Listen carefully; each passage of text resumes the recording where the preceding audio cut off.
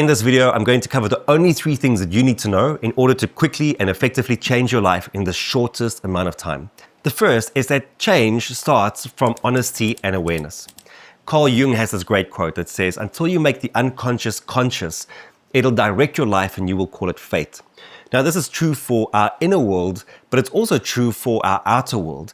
Very often we get stuck in a rut, we get stuck in survival mode, and we don't even realize that we are in it. And until we can make the invisible visible, we'll be stuck in that rut. I've always said that survival mode's most potent weapon is its invisibility. So there are 3 things that likely happen when you get stuck in survival mode. The first is that you operate from a place of reactivity. So you go through your day just putting out fires, just trying to get to the end of the day. You don't care about change or transformation or being proactive. All you care about is, can I hold it all together until I make it to bed? The second thing that happens is that you operate from a place of fear, frustration, and anxiety. Now, when we are in that state, our mind plays tricks on us. And there are 2 tricks that it's really good at. The first is it creates a distortion of severity, and the second is a distortion of probability. The distortion of probability says things are likely to go wrong. The distortion of severity says when it goes wrong, it's going to be catastrophic. And so you can imagine how this plays out. You wake up in the morning, you get into your day, you are busy. At night, your hands go idle, your mind fires up. You think about everything that might go wrong in your life. And you think about the smallest challenges, the biggest challenges, but you think things are likely to go wrong. And when they go wrong, it's going to be catastrophic. What does that do? It creates more fear, more frustration, more anxiety. And ultimately, you wake up the next morning and you go straight back into being reactive. Which brings us to the third thing which happens in survival mode. The things we do in survival mode keep us in survival mode. And that's why it can be so difficult to break out of it, because once you get stuck into this pattern, it's very difficult to break the pattern. But this awareness piece really is only one part of the equation. The second part of it is that you need to be honest about your contribution towards the situation that you're currently in. Jerry Colonna, who's an executive coach, has a great question that he asks people. The question is, how are you complicit in creating that which you say you don't want? It's such a good question. How are you complicit in creating that which you say you don't want? What I love about this question is that it really brings ownership into the conversation. That we have to admit that by our own hands, we have created the reality that we are living in. And it's only from this space that we are able to create change. Because if you can take ownership for where you are today, then you can take ownership for what you are creating into the future. The second thing you need to know is that you need a compelling and clear vision of the future. Most people walk around with a vastly insufficient amount of clarity in their lives. They don't have clarity about the big things like who they want to become or what they want to achieve.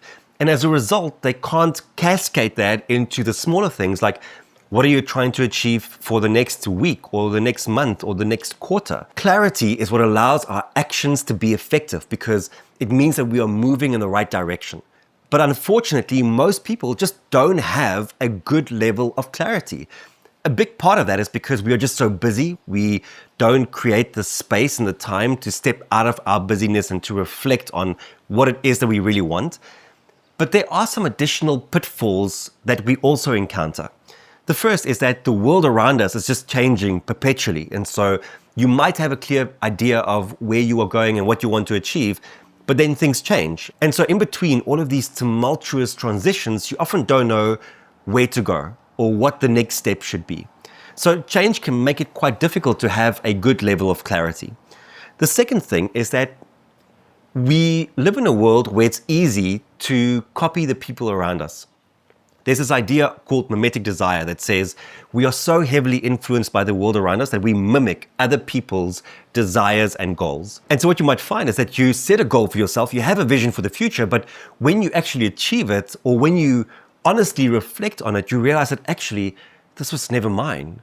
This was someone else's. I adopted someone else's goals and thought that they were my own. This is one of the things that I see in coaching all the time, and it's a difficult thing to stress test because we become so entrenched in other people's lives that it becomes difficult to know what is ours and what is theirs. And the third thing is that very often clarity is clouded by fear. And what that might look like is that you set goals that actually aren't challenging, that actually don't stretch you enough. But it's because what you are doing is you are trying not to lose instead of trying to win. So all of these can make it very difficult to attain a good level of clarity. And so here's what you need to do. You need to step out of the busyness into a space where you can reflect on what that vision of the future is going to be. Because where we are right now is that you've sat down to assess your current state. You've thought about your contribution to where you are today. But now you are thinking about the future and the life and the business that you are trying to create. Once you've done that, you need to get out of thinking mode and into action mode, because clarity really is a flywheel, meaning that the initial step is that you think about what you are trying to create, what you want to be, where you want to get to.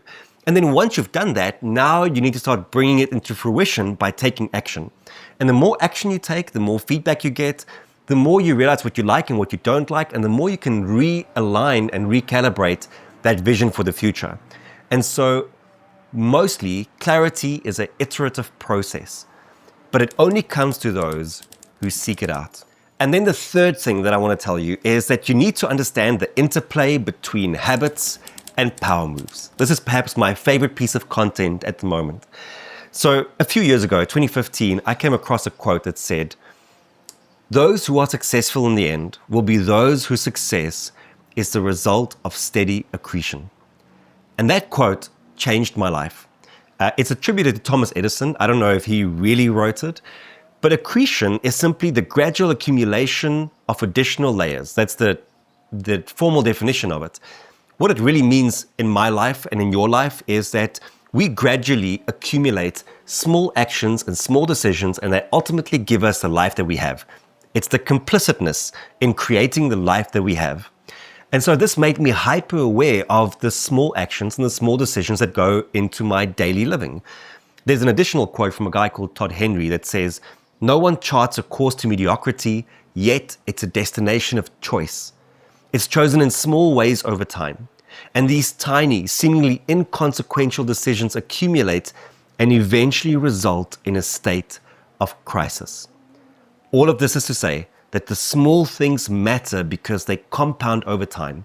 And I fully believe this. And of course, over the past few years, habits have become an extremely popular thing to talk about because they compound, because they are so important. They create the foundation from which we can operate. But what I've also come to realize is that your habits can become a trap. And this is something that we don't speak about often enough. I realized this a bit earlier in the year that I was doing all the right things. I had all the right habits. I was consistent right throughout, but yet I wasn't seeing the success that I wanted to see.